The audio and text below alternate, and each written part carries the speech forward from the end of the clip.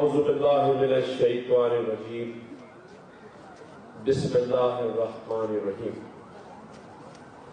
عزت مآب وفاقی وزیر تعلیم پرو وائس چانسلر ڈاکٹر خالد مقبول صدیقی بھائی،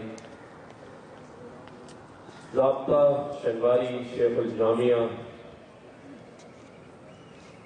ہمارے کیپٹن جمیل صاحب، عبدالعزیز شخصیت، حاجی حنیف طیب صاحب، میرے عزیز طلباء و طالبات اور ان کے جو والدین یہاں بیٹھے ہیں اور فیکلٹی ممبرز، میڈیا کے دوستوں، السلام علیکم.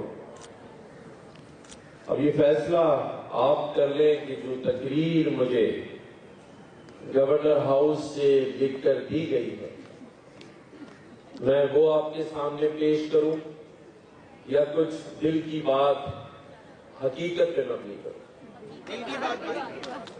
کیونکہ اس تقریر میں تو آدھی تعریفیں آپ کی یونیورسٹی کی ہیں، باقی حکومت کی ہیں اور کچھ آخری پیراگراف میں میری تعریفیں. تو یہ تو واپس کر دیا جائے، کیونکہ جو یونیورسٹی کے حالات زار ہیں تو وفاقی مجبور یونیورسٹی کا نام لیا جانا چاہیے، کیونکہ یہ صحیح تبھی ہوگی جب اس کے آگے سے اردو ہٹا دیا جائے. جو حالات شیخ الجامعہ صاحب نے کہے، اور ماشاءاللہ ان کی اردو اتنی پیاری تھی کہ جب وہ اپنے آپ کو بلا رہے تھے تو مجھے اتنی محبت لگی کہ میں کھڑا ہو گیا کہ شاید مجھے بلا رہے ہیں بات کرنے کے. آپ کا شکریہ. میں ایک تو باتیں دل کی اس لیے کرنا چاہتا ہوں کہ جمیل خان صاحب نے بھی بتایا کہ اساتذہ کی سیلریز نہیں ہے، کئی سالوں سے کانوکیشن نہیں ہوا ہے. کیوں نہیں ہوا ہے؟ کیونکہ میرا یہ ماننا ہے کہ یہ یونیورسٹی کراچی میں ہے، اس لیے اس کے ساتھ یہ حالات ہے. کیونکہ میں جب لاہور کی پرائیویٹ یونیورسٹی میں بھی گیا ہوں، مجھے بلایا وہاں ہمارے عبدالرحمان صاحب جو نیو ٹی وی کے آنر ہیں، اور ان کی یونیورسٹی کو جب میں نے وزٹ کیا تو اساتذہ اور طلباء اور طالبات اور تعلیمی معیار کو دیکھ کر اندازہ ہوا کہ وہاں کی چھوٹی سی چھوٹی یونیورسٹی میں بھی اعلیٰ تعلیم کے ساتھ اعلیٰ معیار بھی رکھا گیا. جب پچھلے سال کیئر ٹیکر گورنمنٹ آ رہی تھی تو سندھ کے جو منتخب وزیر اعلیٰ صاحب تھے، انہوں نے مجھے سندھ کی 6 جامعات کے جو چارٹر ہیں وہ بھیجے، جسے میں نے اگلے ہی لمحے سائن کر کے واپس بھیج دیا، کیونکہ میرا یہ ماننا ہے کہ یونیورسٹیوں کا قیام ہر ٹاؤن، ہر شہر میں ہونا چاہیے. لیکن یہ کیا بدقسمتی ہے کہ جب بات خالد بھائی حیدرآباد یونیورسٹی کی ہو تو زندگی اور موت کا مسئلہ آ جاتا ہے. لاشوں پہ سے گزر کر یونیورسٹی کے قیام کی بات کی جاتی ہے، اور اگر بات فیڈرل اردو یونیورسٹی کی جائے تو آج اس کی حالت زار اندر سے دیکھی جائے تو ایک کھنڈرات نما عمارت پیش کی جا رہی ہے. نہ بچوں کے لیے واش رومز ہے، نہ کوئی اچھا کینٹین ہے، اور نہ ہی آج مجھے بڑے دکھ سے کہنا پڑتا ہے کہ شاید یہ جو ڈگریاں ان کو دی گئی ہیں، یہ انویلپ بھی خالی تھا، کیونکہ شاید پرنٹ ہو کر نہیں آئی، اس کے بھی پیسے باقی ہیں. اور جس طرح سے آپ نے لوگوں کی مدد کی بات کی، اس یونیورسٹی کو چلانے میں جن جن لوگوں کا نام لیا ہے، مجھے ڈر لگ رہا تھا کہ کہیں تھوڑی دیر بعد آپ یہ نہ کہہ دیں کہ آئندہ یہ Urdu federal university Saylani trust چلائے، کیونکہ جا تو آپ اسی طرف رہے. خالد بھائی، میں کہہ سکتا ہوں نا، اجازت ہے؟ کیونکہ کہیں تھوڑی دیر بعد یہ ٹکر نہ چلے کہ گورنر سندھ تبدیل کیا جا رہا ہے، لیکن کیونکہ میں تو عادی ہو گیا ہوں اس لیے پتہ نہیں. لیکن بات یہ ہے کہ اللہ سے عہد کیا ہے کہ جب تک اس منصب پر ہوں کم از کم دل کی بات تو کر لیں. آج میرے یہ وہ ماں باپ جو کئی سالوں سے، کیونکہ میرا ماننا ہے کہ آج کا دن ان والدین کا دن ہے جنہوں نے پہلی کلاس سے آپ کو ہاتھ پکڑ کر، انگلی پکڑ کر، پہلے دن سے آپ کے مستقبل کے لیے پریشان ہو کر آج دن تک آپ کے اس اقتدامی اور آئندہ کے شروعات کے لیے دعا گو ہیں. سارے جو یہاں اسٹوڈنٹس ہیں اپنے پیرنٹس کے لیے زوردار تالیاں بجائیں. اور ظاہر ہے اس کے بعد آپ کے اساتذہ، فیکلٹی ممبرز جو یہاں بیٹھے ہیں، جتنے بھی بیٹھے ہیں، ان کے لیے بھی زوردار تالیاں بجائیں.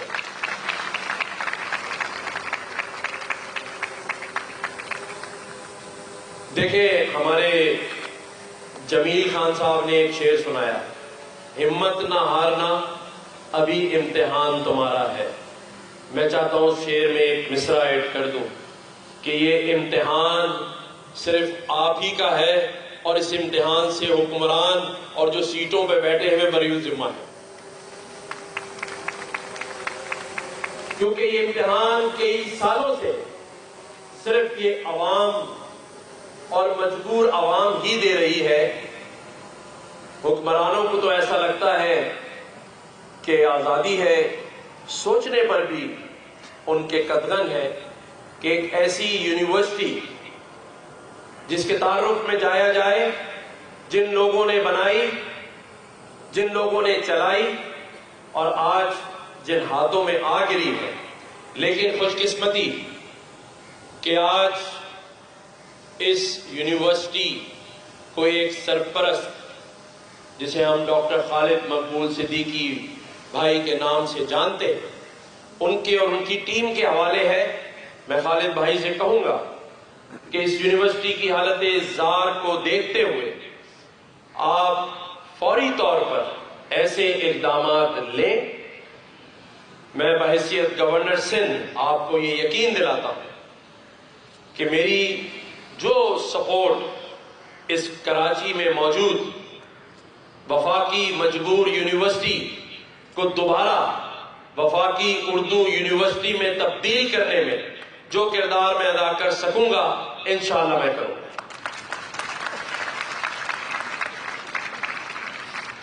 ویسے تو میں ہمیشہ ہی وہ شعر سناتا ہوں، لیکن اس یونیورسٹی کے لیے مجھے لگتا ہے یہ شعر بڑا فٹ ہے کہ ایک عمر سے فریب سفر کھا رہے ہیں ہم.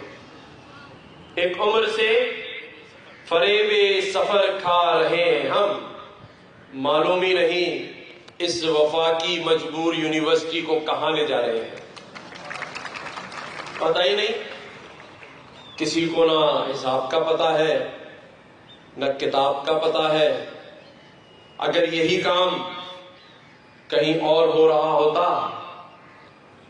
تو مجھے ابھی خالد مقبول بھائی کہہ رہے تھے کہ ہر چیز بڑی کرینے اور طریقے سے ہو رہی ہوتی ہے.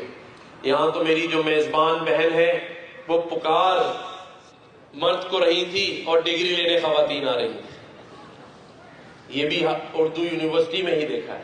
لیکن کوئی بات نہیں، ہر چیز کو ٹھیک کرنے کا طریقہ ہے.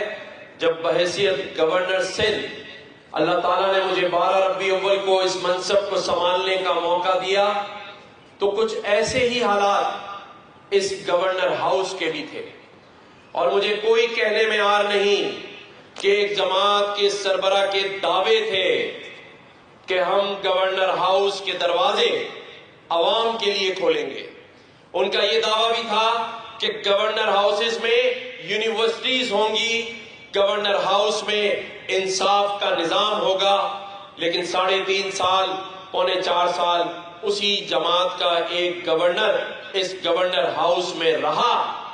لیکن 3.5 سال کے بعد مجھے یہ بتایا گیا کہ جب وہ آئے تھے تو انہوں نے گولف کھیلنا اسٹارٹ کی تھی، اور 3.5 سال کے بعد وہ گولف چیمپئن بن گئے، لیکن گورنر ہاؤس کا نہ دروازہ کھلا، نہ یونیورسٹی بنی، اور نہ ہی یہاں عوام آ سکتی تھی۔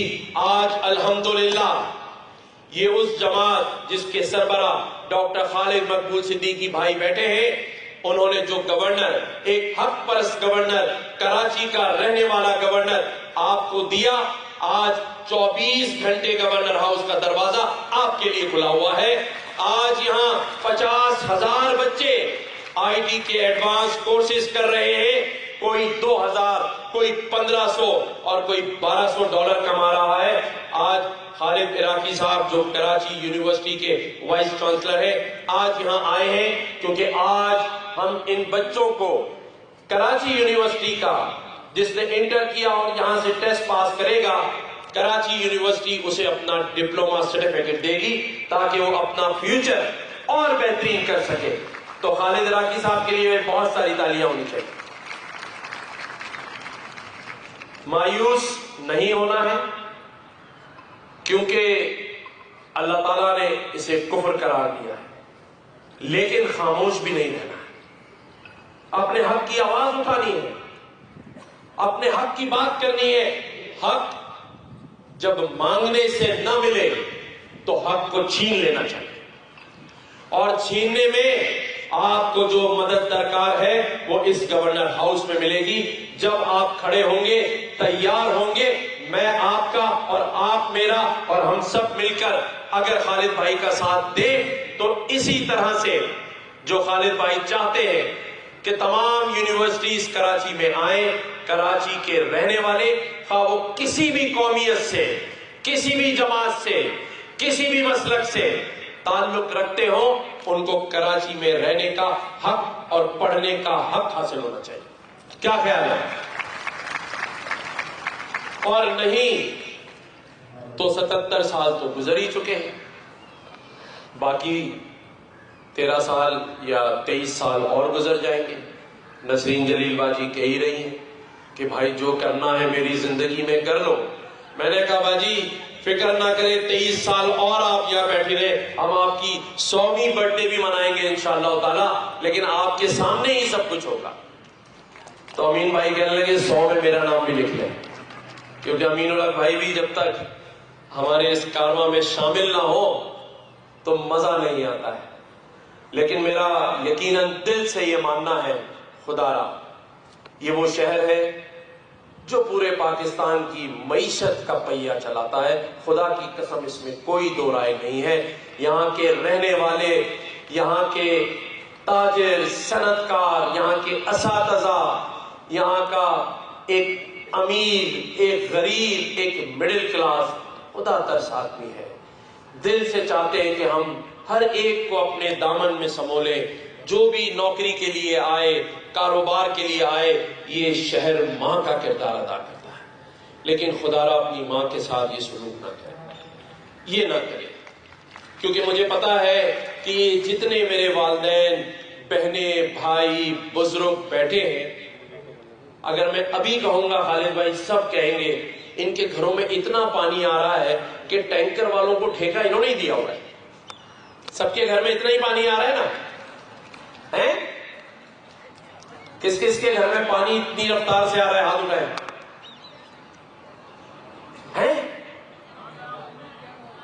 اچھا، کس کے یہاں پانی نہیں آ رہا وہ ہاتھ اٹھائیں۔ یہ دیکھیں خالد، چلے گیس تو سبھی کو آ رہی ہے، چولہا جلا چھوڑ آئے ہیں، کہہ رہے ماچس کی ضرورت نہیں، ماچس مہنگی ہے، گیس سستی ہے۔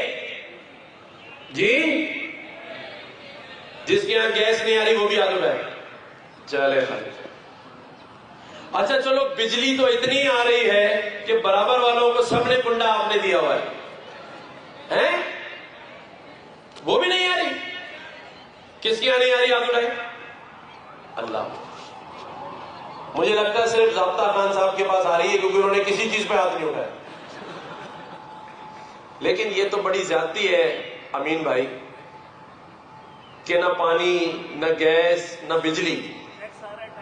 اچھا ٹیکس کس کس کو لگ کے آ رہا ہے؟ Double double, table table. اللہ اکبر، یہ دیکھیں حاجی انیل طیب صاحب، آپ دیکھ رہے ہیں اب آپ بتائیں میں نے اچھا کیا نا وہ لکھی ہوئی تقریر نہیں پڑھی، کیونکہ اس میں تو ساری چیزیں آ رہی تھی.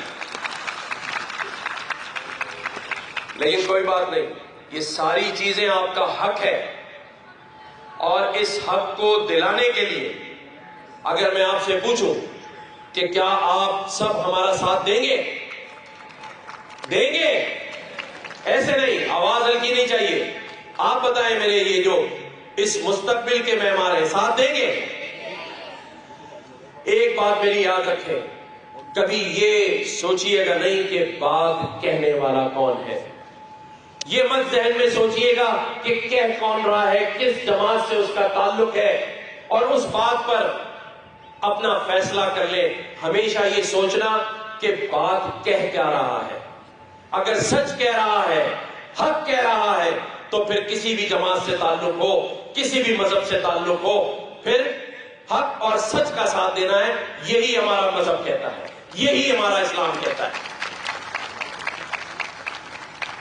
اور انشاءاللہ تعالی ایسا نہیں ہے کہ یہ شہر ترقی نہیں کرے گا، کیونکہ اگر اس ملک کو ترقی کرانی ہے تو پھر اس شہر کو ترقی کرانی ہی ہوگی.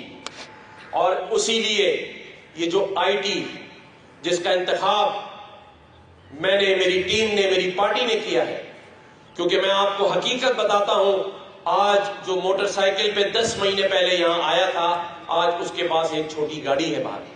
کیونکہ جب آپ 1500، 2000، 3000 ڈالر پر جائیں گے تو آپ اپنے گھر، اپنے حالات بدلیں گے. کیونکہ میرا یہ ماننا ہے کہ تعلیم بہت ضروری ہے، لیکن اس کے ساتھ ساتھ آپ کو ہنر آنا چاہیے. اور اس کی مثال، ایک اگر رنگ میں 2 باکسرز لڑ رہے ہیں اور ایک چت ہو کر گر جاتا ہے تو اس کا مطلب اس کی سکلز گر گئی، اس کی قابلیت گر گئی. لیکن اگر وہ کھڑا ہو کر وہ فائٹ جیت لیتا ہے تو اسے کہتے ہیں کہ اس کی ول جیت گئی ہے. تو آپ نے اپنے اندر ایک ایسی ول پیدا کرنی ہے کہ جو لوگوں نے آپ کو گرا دیا ہے، آپ کھڑے ہوں اور یہ جنگ جیت لیں.